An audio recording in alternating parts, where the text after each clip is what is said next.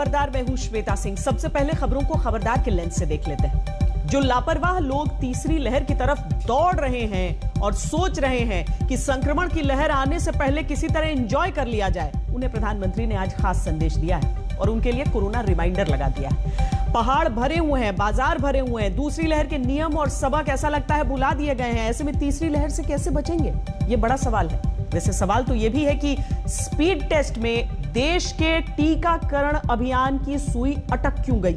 जगह जगह वैक्सीन की सप्लाई बाधित क्यों हो रही है? एक तरफ वैक्सीन खत्म है, दूसरी तरफ लापरवाह भीड़ हर कदम है। इसे विस्तार से समझना होगा। देश के कई राज्यों और खास तौर पर बिहार के कई इलाकों में बाढ़ के पानी ने सब कुछ ठप कर दिया है। ऐसे में रोजमर्रा का काम भी मुश्किल होता है। फिर वैक्सीनेशन अभियान भला कैसे चलेगा? लेकिन बिहार के बाढ़ग्रस्त जिलों में इन दिनों टीके वाली नाव चलाई गई और नाव के जरिए ही गांव में टीकाकरण हो रहा है। कोरोना पर परेशान और चिंतित करने वाली तमाम खबरों के बीच इस खबर में ईमानदार प्रयास और उम्मीद दिखाई देती है। आज तक की टीम ने एक ऐसी ही नाव में यात्रा करके आपके लिए रिपोर्ट तैयार की। वैक्सीन कोविन ऐप से जुड़ी जानकारियों पर एक फर्जी पीडीएफ किसी ने ईमेल पर भेजी। जैसे ही इस फाइल को खोला गया, पाकिस्तानी हैकर की एंट्री सिस्टम के अंदर और वो हमले के लिए तैयार। ये बेहद खतरनाक है। साइबर हमले अक्सर लोगों को सुनने में गंभीर नहीं लगते, लेकिन कंप्यूटर, माउस और कीबोर्ड वाले हमले आजकल AK-47 और गोला बारूद या ड्रोन वाले हमलों से कम नहीं है। भारत के बिजली वितरण सिस्टम को टारगेट करके पूरे देश में ब्लैकआउट करने की साजिश कर रहा है पाकिस्तान। और ऐसे वर्चुअल युद्ध में भारत को चाहिए साइबर कमांडोज। थोड़ी देर में आपको इसके बारे में खबरदार करेंगे।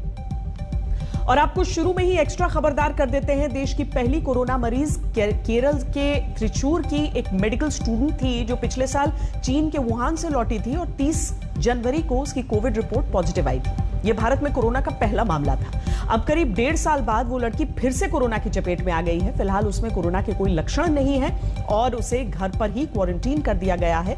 इस लड़की ने अभी तक कोरोना वैक्सीन नहीं लगवाई थी।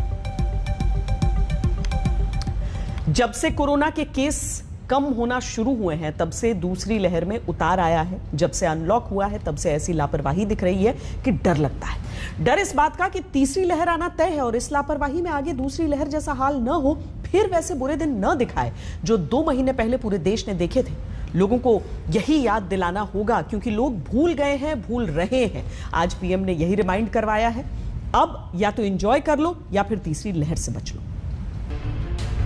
मार्केट्स में बिना मास्क पहने, बिना प्रोटोकॉल का अमल किए बिना भारी भीड़ का उमड़ना, मैं समझता हूं एक चिंता का विषय है, ये ठीक नहीं है। पीएम ने बिल्कुल सही कहा। पब्लिक की सोच तो यही है, क्या पहाड़ क्या बाजार सब भर गए, थोड़ी छूट क्या मिली, पब्लिक सब भूल गई। मसूरी के कैंपटी फॉल का ये वीडियो तो सबूत है। झरने में नहाने के लिए आफत मची थी, पैर रखने की भी जगह नहीं थी। जिधर देखो उधर ही टूरिस्ट थे। इसमें कौन होगा जिसे तीसरी लहर का खतरा पता नहीं, लेकिन कोरोना कुछ नहीं, एंजॉयमेंट बड़ी चीज है। कई बार हमें तर्क सुनते हैं और कुछ लोग तो बड़ा सीना तान करके बोलते हैं, अरे भाई तीसरी लहर आने से पहले हम एंजॉय करना चाहते हैं। यही एंजॉयमेंट तो जगह जगह चल रही है। दूसरी लहर से छूटी पब्लिक तत्काल पहाड़ों पर पहुंच गई। क्या उत्तराखंड, क्या हिमाचल प्रदेश, हिल स्टेशंस भर गए। फिर चाहे कितनी सख्ती कर लीजिए, फिर चाहे कितने नियम लगा लीजिए, लोग कहां मानते हैं। यही पहाड़ों पर पिछले 3 हफ्ते से दिख रहा है। नियम पालन तो करना चाहिए, लेकिन क्या करें, क्राउड इतना हो रहा है कि कोई सोशल डिस्टेंसिंग का पालन तो नहीं कर पा रहा है। जहां तक हम देख रहे हैं, अभी 20-22 तारीख से अच्छा खासा टूरिस्ट चल रहा था। वैसे तो जुलाई अगस्त का सीजन टूरिस्ट के हिसाब से हल्का होता है, लेकिन इस बार उल्टा हो गया। इतनी भीड़ पहाड़ों पर पहुंच गई कि नियम कायदे फेल हो गए। उत्तराखंड के कैंपटी फॉल का ये वीडियो वायरल हो गया तो वहां पर थोड़ी सख्ती की गई। जगह जगह से लापरवाही की तस्वीरें आई तो और सख्ती करने का दबाव बना। मसूरी और नैनीताल जैसी जगहों में आ रही कम से कम 8000 टूरिस्ट गाड़ियां वापस भेजी गईं। सीमित गाड़ियों को ही अब एंट्री दी जा रही है। इस लापरवाही पर लगाम लगानी ही होगी, क्योंकि बात किसी एक जगह की नहीं, इतने टूरिस्ट आ गए कि हिमाचल पूरा पैक हो गया। ये मनाली में कुछ दिन पहले की तस्वीरें हैं। चारों तरफ गाड़ियां ही गाड़ियां, लोग ही लोग दिख रहे हैं। मास्क लगाया या नहीं लगाया कोई फर्क नहीं। आपने मास्क नहीं लगाया, क्या बात? मास्क मेरी जेब में पड़ा जी। अभी हम चाय पी रहे थे तो आप आ गए।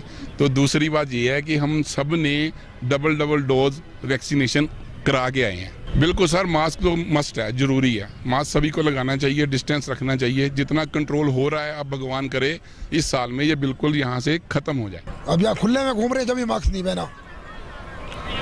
क्या लगता है ऐसे खुले में घूम के कोई मास्क का वो दिक्कत नहीं आएगी क्या? इस टाइम तो कोई दिक्कत नहीं है। 4-5 आदमी और बिल्कुल खुला वातावरण है, शुद्ध हवा है, कोई दिक्कत नहीं होगी। कोरोना खत्म कैसे होगा जब ऐसी लापरवाही होगी? सबको पता है कि मास्क लगाना चाहिए, डिस्टेंसिंग रखनी चाहिए, भीड़ से बचना चाहिए, लेकिन इसे खुद पर अप्लाई नहीं करते।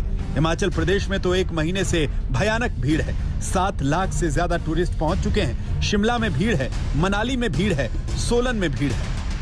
वीकेंड पे सोलन में बहुत ज़्यादा रश है और आज सोलन में मुझे लग रहा है कि पूरी तरह पैक है और मनाली से ज़्यादा जो रश है वो सोलन में देखने को मिल रहा है। सड़कें जो हैं, ट्रैफिक काफ़ी ज़्यादा है, ऑक्यूपेंसी तकरीबन 100% है। हिमाचल के ज्यादातर हिल स्टेशंस में पैर रखने की जगह नहीं है। टूरिस्ट की भीड़ और ट्रैफिक कंट्रोल करने में पुलिस प्रशासन के पसीने छूट रहे हैं। अगर यही हाल रहा तो तीसरी लहर क्यों नहीं आएगी, और अगर बाद में आनी होगी तो पहले ही आ जाएगी। लापरवाही की इसी सोच को दूसरे देश भी भुगत रहे हैं। यूके में यूरो कप में भीड़ की वजह से फिर से केस बढ़ रहे हैं। रूस में भी यही हाल है। बांग्लादेश में भी तीसरी लहर आ चुकी है। इंडोनेशिया में तबाही मची है। भारत ने दूसरी लहर में बड़ी तबाही देखी है। तीसरी लहर में वैसा रिस्क नहीं ले सकते। ये बात समझना बहुत जरूरी है कि ये बेफिक्र सोच सबको बर्बाद करेगी। ये बात लोगों को समझाना जरूरी है कि तीसरी लहर अपने आप नहीं आएगी। कभी कभी लोग सवाल पूछते, तीसरी लहर की क्या तैयारी की है, तीसरी लहर के लिए आप क्या करेंगे? आज सवाल ये होना चाहिए हमारे मन में कि तीसरी लहर को आने से कैसे रोकना है। बाजारों में, पहाड़ों में जो तस्वीरें दिख रही हैं वो परेशान करती हैं। इसीलिए पीएम को भी बोलना पड़ा, तीसरी लहर को आने से कैसे रोकना है ये हमारे हाथ में ही है। अभी भी वक्त है। आज तक ब्यूरो। हमें वैक्सीनेशन की स्पीड को भी हालांकि देखना होगा। वैक्सीनेशन में उतार चढ़ाव बहुत है। किसी दिन हम रिकॉर्ड बनाते हैं, किसी दिन रिकॉर्ड तोड़ सुस्ती में पहुंच जाते हैं। ऐसे तो वैक्सीनेशन का टारगेट पूरा होना मुश्किल है और तीसरी लहर और खतरनाक हो सकती है।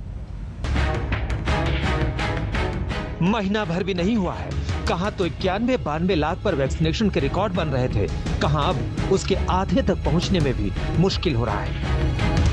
21 जून को 92 लाख डोज लगी थी, 11 जुलाई को 13 लाख डोज भी नहीं लगी, 12 जुलाई को 41 लाख डोज लगी, आज 7 बजे तक करीब 36 लाख डोज लगी है। जून के रिकॉर्ड के बाद इसी तरह से वैक्सीनेशन की स्पीड में उतार चढ़ाव हो रहा है। जगह जगह वैक्सीन की किल्लत है। दिल्ली में फिर कोविशील्ड खत्म हो गई है, सेंटर बंद हो गए। वैक्सीन लगाने सेकेंड डोज का दवाई है नहीं, क्या बोल रहे? कह रहे हैं कि कल का भी कोई पता नहीं। वैक्सीन लगवाने आए थे तो मैं शनिवार को आए थे तो बोले मंगलवार को लगेगी, तो वो आज भी कह रहे हैं कि आज नहीं लगेगी, अब पता नहीं कब लगेगी। 1 हफ्ते से सर परेशान हो रही हूँ मैं वैक्सीन के लिए, फर्स्ट डोज के लिए, क्योंकि 2 तो लग चुकी हैं घर में हस्बैंड और बेटी के, तो अभी मेरा ही रह गया। दिल्ली का यही हाल है, महाराष्ट्र, झारखंड, ओडिशा का यही हाल है, दूसरे कई राज्यों में जगह जगह यही हाल है। सिस्टम की दिक्कत है, स्लॉट की दिक्कत है। देश भर में टीकाकरण की रफ्तार अचानक सुस्त पड़ने लगी है और ऐसे में जब तीसरी लहर का खतरा है तो सवाल ये होगा कि आखिर सुस्त रफ्तार से कैसे कोरोना को हराएंगे। अब रियलिटी चेक के लिए मैं नोएडा पहुंचा हूं। सेक्टर 41 के स्कूल में यहां पर वैक्सीनेशन चल रहा है। हर दिन औसतन 100 से ज़्यादा लोगों को टीका लगाया जाता है। कोविशील्ड की सिर्फ डोज मौजूद है। सबसे बड़ी बात जो ये है और चुनौती भी ये है कि यहाँ आने के लिए स्लॉट आपको खोजना पड़ेगा ऑनलाइन कोविन ऐप पर। कई लोगों की शिकायत है कि स्लॉट मिलने में दिक्कत हो रही है, लेकिन स्लॉट लेकर के अगर आप यहाँ आते हैं तो टीका आपको मिल जाएगा। सबसे बड़ी मुश्किल ये है कि बिना स्लॉट लिए ऑनलाइन आप टीकाकरण के लिए ऐसे केंद्रों पर, यानी ऑन स्पॉट रजिस्ट्रेशन और टीकाकरण, वो अभी संभव नहीं हो पा रहा, कम से कम नोएडा के इस केंद्र पर। कि जिस मध्य प्रदेश ने वैक्सीनेशन का रिकॉर्ड बनाया था, एक दिन में 17 लाख से ज्यादा टीके लगाए थे, वहाँ सोमवार को सिर्फ 38,000 टीके ही लगे। मध्य प्रदेश ने 21 जून को रिकॉर्ड वैक्सीनेशन कर देश भर में सुर्खियां तो बटोरी थी, लेकिन जैसे जैसे अब दिन आगे बढ़ते जा रहे हैं, वैक्सीन की किल्लत मध्य प्रदेश में जैसे आम हो गई है। वैक्सीन बहुत ज्यादा नहीं है राज्य के पास, और यही वजह है कि अब ज्यादातर सेंटरों पर अगर आप देखें तो जो पहले कतार दिखती थी वो बेहद कम हो गई है। हम भोपाल के एक वैक्सीनेशन सेंटर में इस वक्त मौजूद है। यहाँ पे 400 डोज उपलब्ध हैं और ये सभी डोज सेकेंड डोज हैं, यानी जिनको दूसरा डोज लगना है वैक्सीन का, सिर्फ उन्हें यहाँ पे वैक्सीन लगेगी। अगर तस्वीरों में आप देखें तो बहुत कम लोग यहाँ पहुँच रहे हैं और यहाँ पे दोनों तरह की व्यवस्थाएं हैं। जिन्होंने अपना एनरोलमेंट पहले करवा रखा है, रजिस्ट्रेशन करवा रखा है, उन्हें भी वैक्सीन लग रही है। जो ऑन द स्पॉट जिनका रजिस्ट्रेशन हो रहा है, उन्हें भी आज यहाँ पे वैक्सीन का सेकेंड डोज दिया जा रहा है। सीधी बात यही है कि वैक्सीन का संकट है, सप्लाई पूरी नहीं हो रही है। इसी से वैक्सीनेशन की स्पीड वो नहीं है जो होनी चाहिए और ये हालात अगस्त से ही बदलने की उम्मीद है। कम से कम 80 से 90 लाख टीके हर दिन लगने चाहिए, तब जाकर दिसंबर तक का टारगेट पूरा होगा। लेकिन ये तब तक नहीं हो पाएगा जब तक वैक्सीन की फुल सप्लाई नहीं होगी। नोएडा से आशुतोष और भोपाल से रवीश पाल सिंह के साथ आज तक ब्यूरो।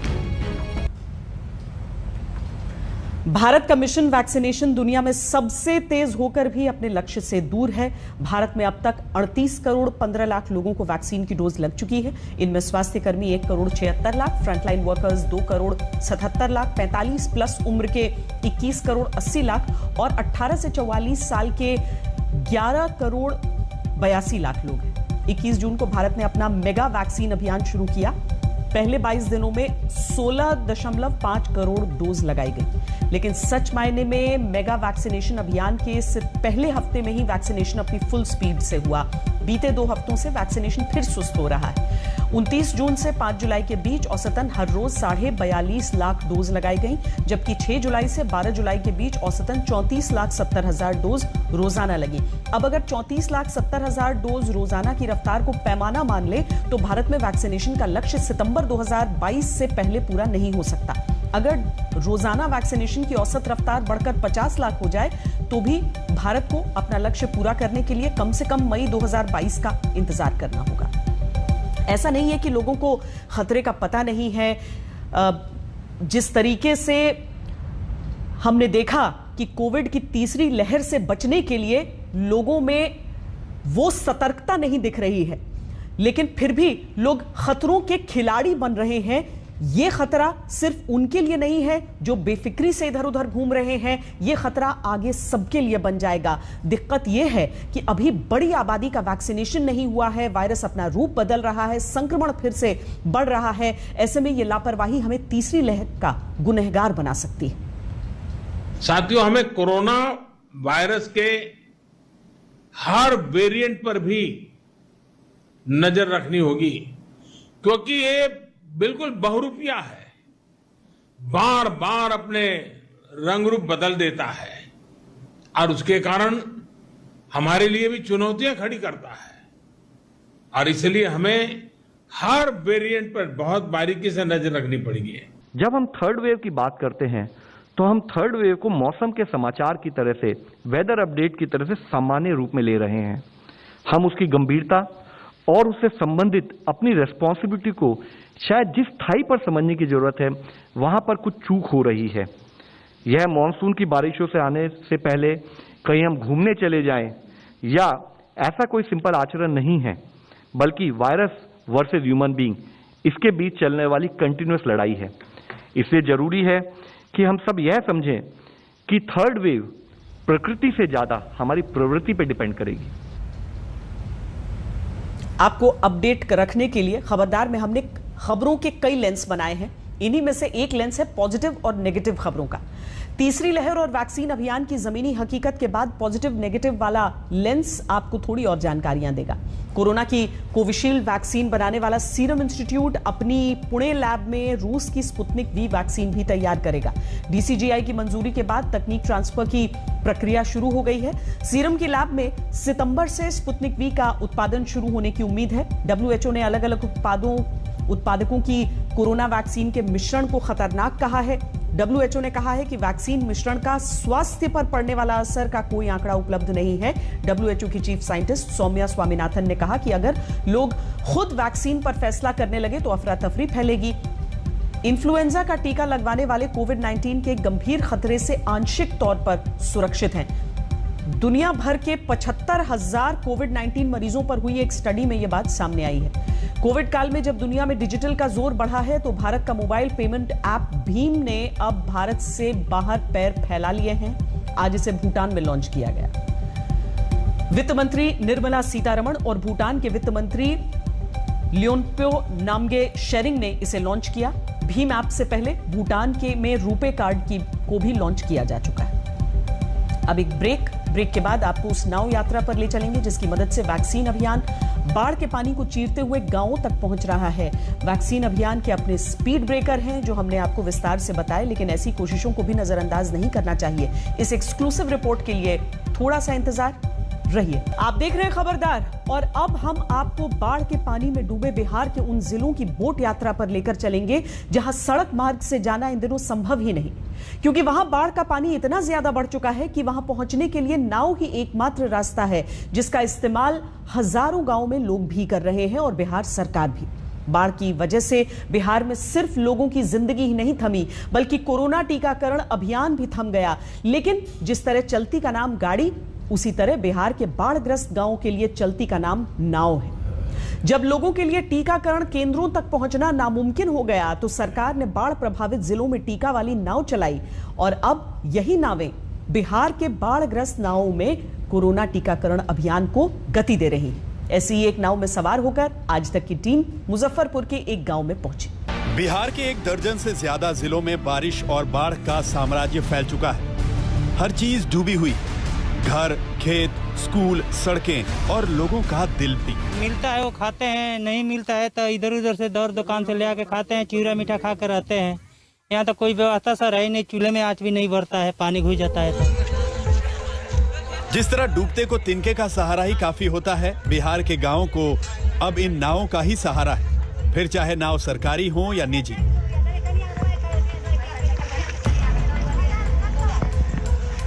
हम लोगों के यहाँ प्रत्येक साल बाढ़ आता है और ये बाढ़ का लमसम 4 महीना रहता है। 4 महीना इस क्षेत्र के जनता को इस पानी में सिर्फ एक नाव ही सहारा है। इस वक्त बिहार के कम से कम 1 दर्जन जिलों में नावें ही लाइफलाइन बन गई हैं, चाहे ग्रामीण हो या सरकार।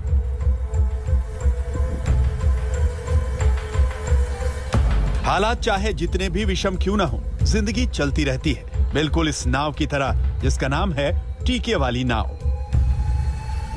बिहार के तकरीबन 1 दर्जन जिले इस वक्त बाढ़ की विभीषिका झेल रहे हैं और लाखों की आबादी जो है वो प्रभावित हुई है। ऐसे में कोरोना के टीकाकरण का कार्यक्रम भी जो चलाया जा रहा है इन जिलों में, उस पर इसका असर देखने को मिला है। और ऐसे में अब राज्य सरकार जो है वो टीका वाली नाव उसका जो है वो शुरू किया गया है, ताकि जो पीड़ित लोग हैं, जिनके घरों में पानी घुस चुका है, जिनके गांव में पानी घुस चुका है, वैसे लोग जो टीकाकरण केंद्रों तक नहीं पहुंच पा रहे हैं, अब स्वास्थ्य विभाग की टीम जो है वैसे गांव तक पहुंच रही है ऐसे नाव के जरिए, और इसका नाम दिया गया है टीका वाली नाव। 5.5 फीट ऊंची, 7.5 फीट लंबी प्लास्टिक से बनी झोपड़ी एक तैरता टीकाकरण केंद्र है। उसमें एक डॉक्टर, 2 नर्स और कुछ एनजीओ के लोग टीका लेकर गांव-गांव पहुंच रहे हैं। उद्देश्य है रोजाना कम से कम 100 लोगों को टीका लगाया जाए। इस वक्त हम मौजूद हैं मुजफ्फरपुर जिले के कतरा प्रखंड में और हम इस वक्त एक नाव में बैठ के जा रानीपुर गांव, और मेरे साथ आप देख सकते हैं इस नाव में जो मेडिकल टीम है, स्वास्थ्य कर्मी है, डॉक्टर है, वो मौजूद है। जिस क्षेत्र में हम लोग पैदल नहीं पहुंच सकते हैं, इस यहाँ के कटरा प्रखंड में 12 पंचायत ऐसे हैं जहाँ पर आवागमन अवरुद्ध हो चुका है। इसमें टीका वाली नाव का सहयोग बहुत ज्यादा हुआ है, ताकि उस व्यक्ति के पास, हम लोग लाभार्थी के पास पहुँच सके जो टीका नहीं ले पाए हैं। ये बताइए, आप लोग घर घर जाके तो टीकाकरण का कार्यक्रम चलाते ही थी, लेकिन ये जो एक नया तरीका है नाव से पहुँचना लोगों तक, ये कैसा लगता है? चुनौतीपूर्ण है ये? है तो, लेकिन खुशी मिलती है जो हम अपने पब्लिक को सुविधा दे सकते हैं। टीके वाली नाव की शुरुआत फिलहाल मुजफ्फरपुर, गोपालगंज और मोतिहारी जैसे जिलों में हुई है। ऐसी ही एक नाव पर सवार होकर आज तक की टीम जब मुजफ्फरपुर जिले के भवानीपुर गांव पहुंची तो वहां पहले से ही टीके वाली नाव का इंतजार किया जा रहा था। पीछे आप देख सकते हैं इस नाव का इंतजार जो गांव के लोग हैं वो सुबह से कर रहे थे, क्योंकि ये गांव जो है अभी पूरी तरीके से कह सकते हैं टापू में तब्दील हो चुका है। चारों तरफ जो है पानी ही पानी नजर आ रहा है। ये बताइए, गांव में पानी भरा हुआ है चारों तरफ, टीका ले पाए हैं आप लोग? ना, हम लोग नहीं ले पाए हैं। क्या दिक्कत क्या है? टीकाकरण केंद्र तक नहीं जा पाए? नहीं जा पाए। कहे जो यहीं आएंगे तो लेंगे। पता चला था आपको कि नाव से आ रहे हैं? हाँ।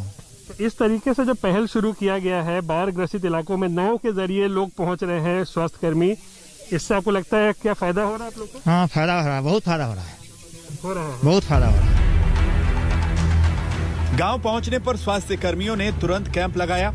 जिन लोगों ने टीके के लिए रजिस्ट्रेशन कराया था उनका वेरिफिकेशन शुरू हुआ और फिर टीका लगाने का काम शुरू हुआ। टीकाकरण में पूरे प्रोटोकॉल का पालन किया गया। गांव जो है वो टापू में इस वक्त तब्दील हो चुका है, क्योंकि चारों तरफ इस गांव के जो है वो बागमती का पानी जो है वो घर कर चुका है। तो यहाँ पर आप देख सकते हैं जो कैंप लगा हुआ है, इसका टारगेट आज का है कि कम से कम 100 लोग जो हैं इस गांव में, उनको आज टीका लगाना है और ये काम शुरू भी हो चुका है। टीका नाव से आया है, तो आपको लगता है ठीक है कि नाव से भी टीका लगाया जा रहा है? हाँ जी, ठीक है। टीकाकरण केंद्र नहीं जा पा रहे थे क्या? जी नहीं, पानी आया था ना, तो कैसे हम लोग से जाए ब्लॉक में। फिर ये जो नाव से घूम के टीका लगाया जा रहा है, उससे टीका लगा लिया आपने? जी, लगा लिए। इस तरह लोग आते गए और टीका लगवाते रहे। टीका वाली नाव के गांव पहुंचने की एक अच्छी बात यह भी रही कि ऐसे लोग जो टीका नहीं लगवाना चाहते थे, उन्होंने भी टीका लगवा लिया है। लोगों ने ये सुविधा देखी कि नाव आ गया तो गया, इसलिए लोग धड़ल्ले से जो है नहीं लेने की इच्छा में भी थे, वो भी आके लिए हैं। यानी जो डरते थे कि कोरोना के सुइया से आदमी मर जाता है, ये होता है, वो होता है, वो भी आके लिए हैं, बेहिचक लिए हैं, कोई दिक्कत नहीं सर। बिहार के बाढ़ प्रभावित जिलों में टीका वाली नाव का आना बिल्कुल वैसे ही है जैसे रेगिस्तान में पानी। मायने ये नहीं रखता कि ये टीका वाली नाव रोजाना कितने टारगेट पूरा कर पाती है। मायने ये रखता है कि टीके वाली नाव जब टापू बन चुके गांवों में पहुंचती है तो लोगों को सिर्फ कोरोना का टीका नहीं लगता, बल्कि एक टीका विश्वास का भी लगता है। बिहार के मुजफ्फरपुर के भवानीपुर गांव से रोहित सिंह, आज तक।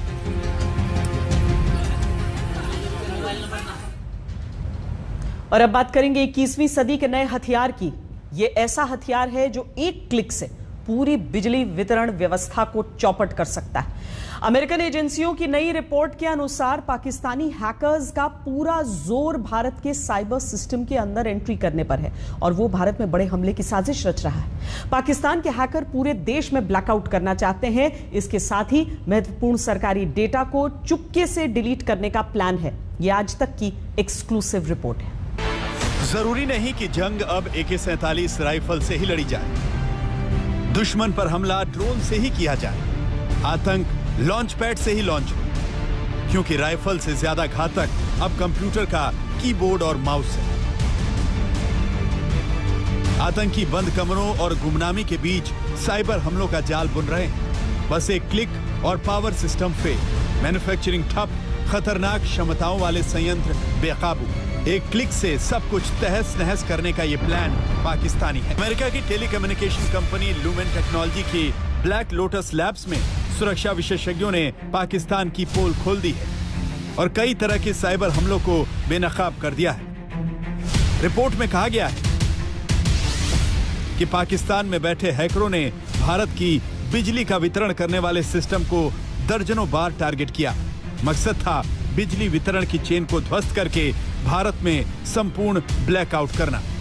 अमेरिकी कंपनी का यह भी दावा है कि पाकिस्तानी हैकर भारत के सरकारी दफ्तरों पर भी निशाना साध रहे थे।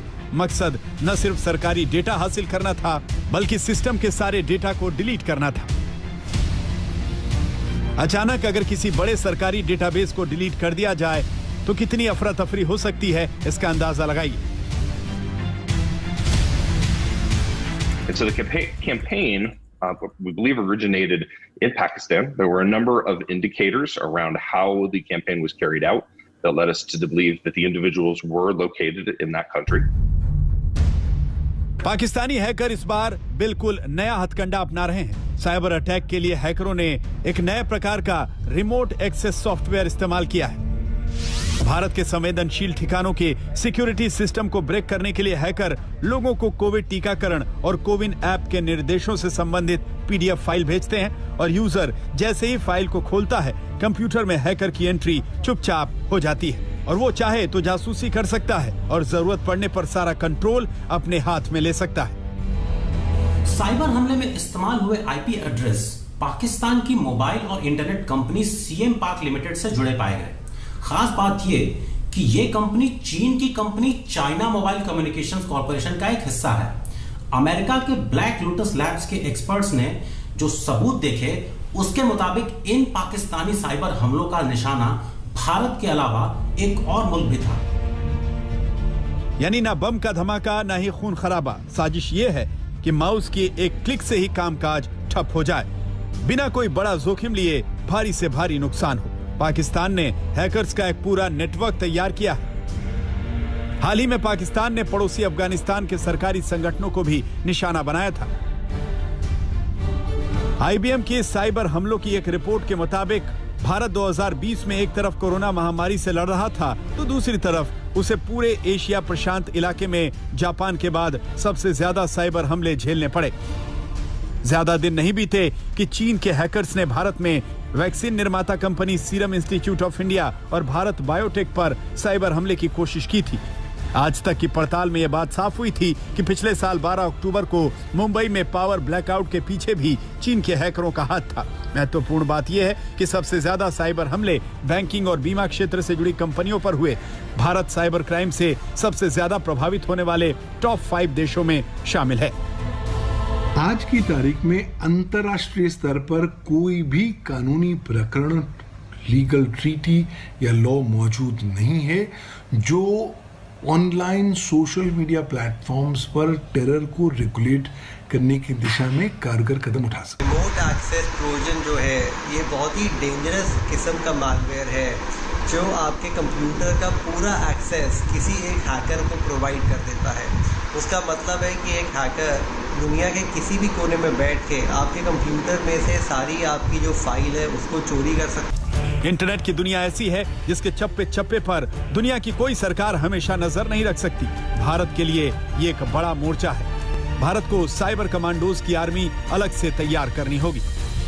अंकित कुमार के साथ आज तक ब्यूरो। अब खेलों की दुनिया से आई एक दुखद खबर आपको देना चाहते हैं। पूर्व क्रिकेटर और 1983 की वर्ल्ड कप विजेता भारतीय टीम के सदस्य रहे यशपाल शर्मा का निधन हो गया।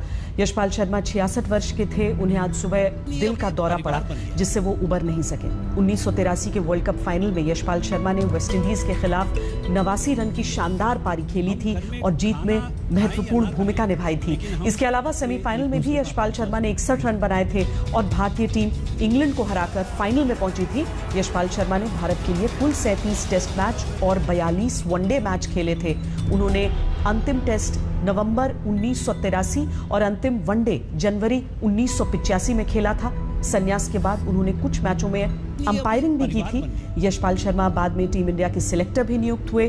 2011 में धोनी की कप्तानी में वर्ल्ड कप जीतने वाली टीम को चुनने में यशपाल शर्मा की भी अहम भूमिका थी। 1983 वर्ल्ड कप में उनके साथ खेल चुके पूर्व क्रिकेटर्स अपने साथी की मृत्यु पर गहरे सदमे में। खबरदार में आज के लिए इतना ही। देश और दुनिया की बाकी खबरों के लिए आप देखते रहिए आज तक।